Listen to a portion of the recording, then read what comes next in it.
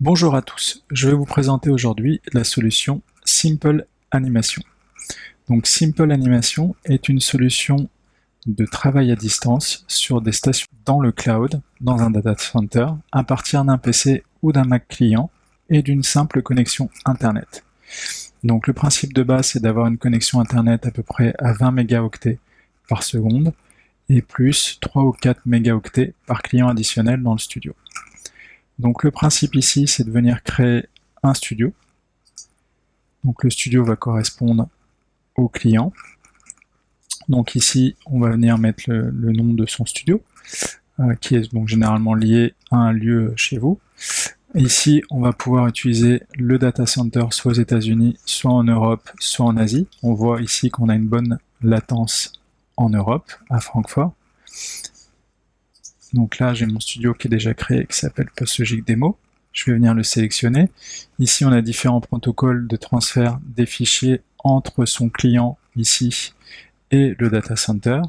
Ici, les stations de travail virtuelles qui ont été configurées dans le data center. Donc, une fois que mon studio est créé, je vais pouvoir ici le manager. Donc, on clique ici sur Manage. Et on va pouvoir définir ici 4 choses principales.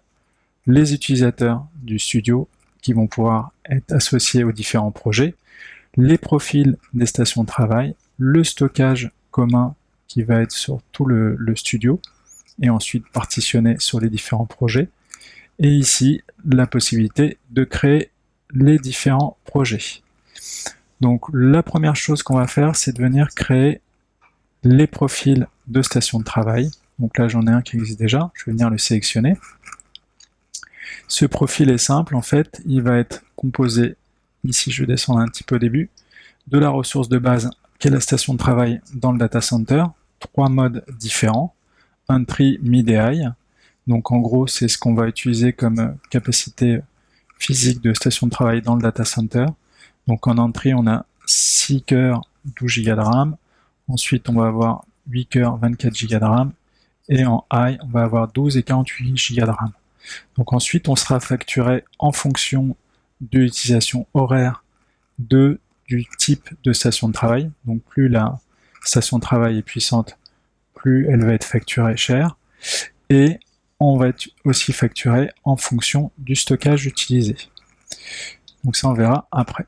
Donc ensuite, on va pouvoir définir les licences que je possède chez moi. On va pouvoir utiliser ici les applications. Donc on va dire, voilà, par défaut, j'ai un Shotgun, un Syncbox, un After Effects et un Maya. Je voudrais rajouter aussi un Photoshop. Donc en fait, là, c'est juste qu'on va configurer le profil de cette machine qui, à son démarrage, va venir démarrer ces différentes applications-là. Et ensuite, on ira utiliser nos licences à nous pour faire fonctionner cette virtuelle machine. Donc une fois que j'ai défini les différentes applications que je veux avoir dans le profil de cette machine, j'ai simplement à configurer quelques options. On peut dire par exemple, je peux accéder à Internet sur cette machine, et puis on peut définir aussi des temps d'accès avec un schedule access ici, avec des jours d'utilisation de cette machine. Une fois que j'ai fini de configurer mon profil de machine, je vais pouvoir faire un update. Ici, on va confirmer qu'on écrase ce profil de machine. Voilà. Et donc, ce profil est prêt à être utilisé. Donc on verra ensuite comment on peut le tester. Ensuite, la partie stockage. Donc c'est simple, c'est ce que je vous expliquais tout à l'heure. Un stockage qui va être pour tout le studio. On va définir ça en centaines de gigas. Et ensuite, le stockage, il va être vu par tous les utilisateurs d'un même projet. Par contre, le stockage n'est pas vu entre les différents projets. Donc ici, on va définir un nouveau stockage avec sa taille pour ce studio-là. Ensuite, la partie projet. Donc là, dès que j'ai un projet spécifique, je vais venir créer mon nouveau projet.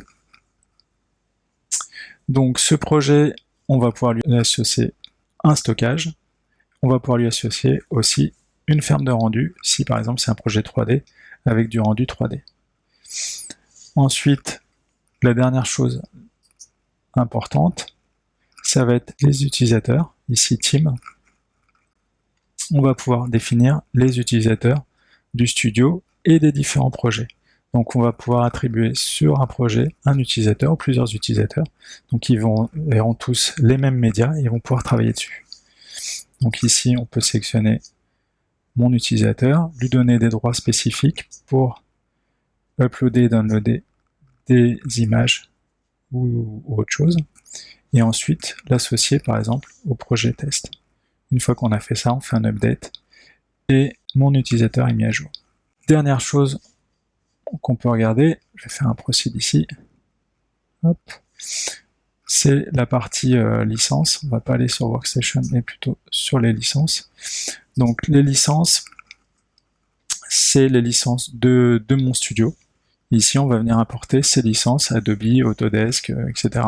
Et on va pouvoir se brancher sur ses propres licences. Voilà le principe de base. Et ensuite, ce que je pourrais pas vous montrer, c'est comment on démarre la VM, parce qu'en fait, ça m'ouvre une autre fenêtre qui n'est pas visible par mon enregistreur d'écran. Donc le principe ici, c'est qu'on va aller dans sa station de travail, on va faire Test Workstation Connection. Simple Clone Animation va configurer la VM avec les différentes applications qu'on a définies dans le profil de la station de travail. Et une fois que cette configuration est créée, la VM est créée, démarrer la VM à distance et on va se retrouver avec son poste de travail en local sur le PC ici. Voilà, le principe. Merci, au revoir.